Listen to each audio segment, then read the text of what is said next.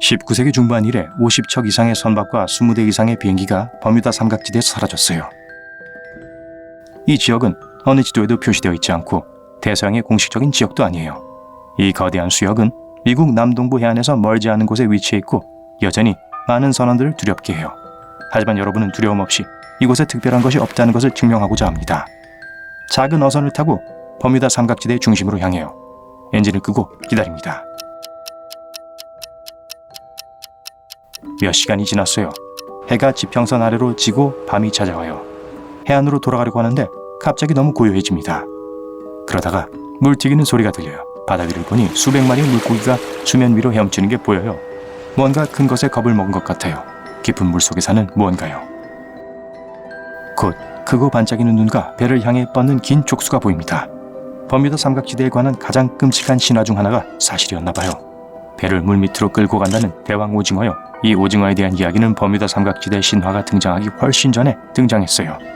수세기 동안 노르웨이와 그린란드의 선원들은 무서운 바다 괴물 크라켄에 대한 이야기를 해왔어요. 이야기에 따르면 크라켄은 거대한 족수로 배의 갑판을 부수고 배를 물속으로 끌고 내려간다고 합니다. 이 괴물은 옆이 아닌 밑에서 접근하기 때문에 이를 보는 건 불가능해요. 하지만 이 모든 것은 단지 이야기일 뿐이에요. 비로소 19세기에 이 괴물의 존재에 대한 과학적인 증거가 등장했어요. 알려지지 않은 오징어 부리가 덴마크 해안에서 발견되었습니다. 부리는 지름은 약 7.6cm로 사람 손바닥만한 크기였어요. 크라켄이 진짜라는 건 분명해졌죠. 그리고 그건 그저 대왕 오징어의 한 종류예요.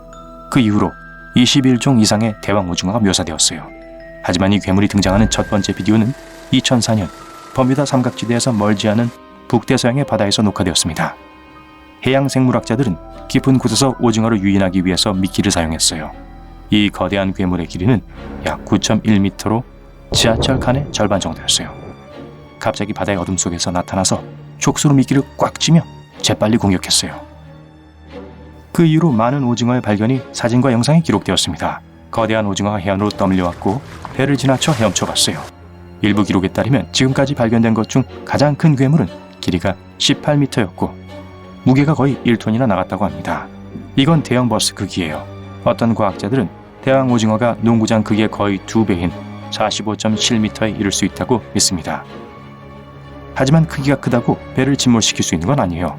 오징어가 배를 침몰시킬 수 있도록 돕는 첫 번째는 서프라이즈 효과예요. 오징어는 깊은 물속에서 나오기 때문에 갑판에서 볼 수 없어요. 하지만 괴물은 배를 멀리서도 볼 수 있죠. 세계에서 가장 큰 눈을 가지고 있거든요. 눈 하나가 농구공 정도의 크기예요. 대왕 오징어의 시력은 어둡고 깊은 물속 아주 멀리서도 먹이를 볼 수 있어요. 지구상의 대부분의 생명체는 그런 조건에서 볼 수 없어요. 자, 오징어가 여러분의 배를 보고 먹이라고 판단합니다. 재빨리 보트에 다가와 촉수로 공격해요. 오징어는 8개의 팔다리와 부리 모양의 입으로 먹이를 가져오는 데 사용하는 2개의 더 긴 촉수가 있어요. 팔다리는 날카로운 이빨로 채워진 수십 개의 흡착판으로 덮여 있어요. 오징어가 일단 잡으면 아무것도 빠져나갈 수 없어요. 오징어가 촉수로 배를 휘감아요. 양팔에 달린 이빨로 갑판을 물어뜯어요. 2개의 긴 촉수가 공포에 질려 이리저리 뛰어다니는 여러분을 붙잡을 수도 있어요. 물에 가라앉을 때까지 배를 좌우로 흔들 수 있어요. 2개의 긴 촉수를 물리치려다가 넘어집니다. 오징어 8개의 팔이 더 강하게 배를 쥐어짜고 있어요. 배의 선체가 갈라지는 소리가 들려요.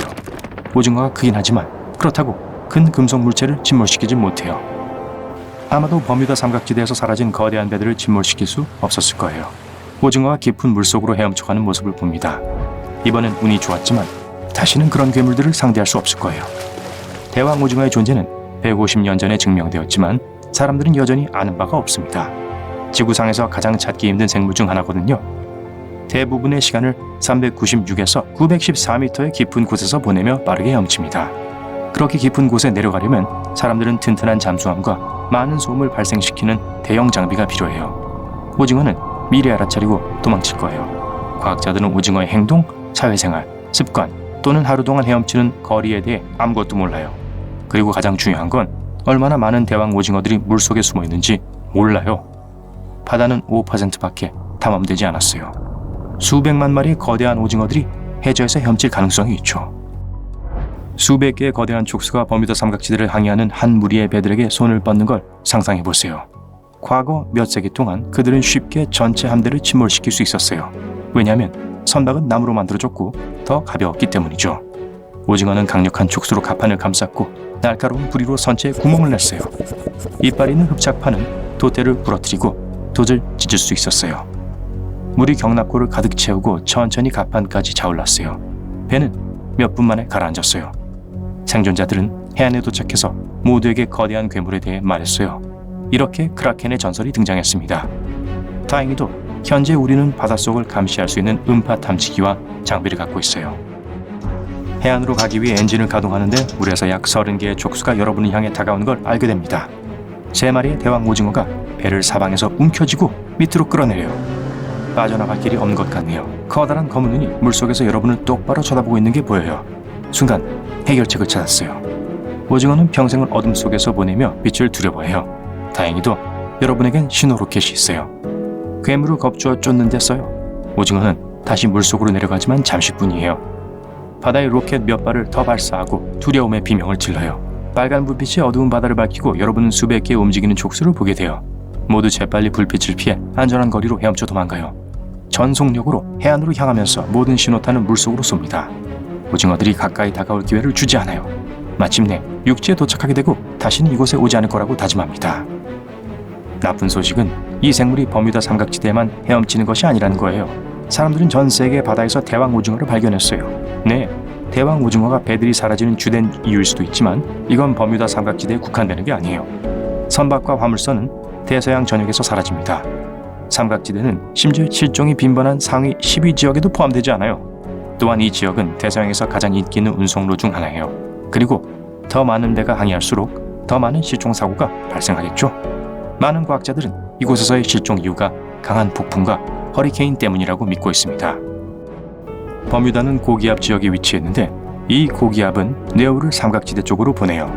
이곳의 파도는 배를 뒤집을 수 있는 극에 이릅니다. 천둥과 번개가 자주 치면 비행기는 불능이 돼요. 지구의 자기장은 삼각지대에서 약해져요. 자기장은 태양 입자를 물리치는 방패막 역할을 하죠. 여기선 태양 복사가 대기의 상층을 통과해서 전자기기 작동에 부정적인 영향을 미칠 수 있어요. 또한 버뮤다 삼각지대가 자기 이상 현상의 중심이라는 이론도 있어요. 하지만 과학자들은 이 지역의 자기 지도를 여러 차례 확인했고 어떤 특이점도 발견하지 못했습니다.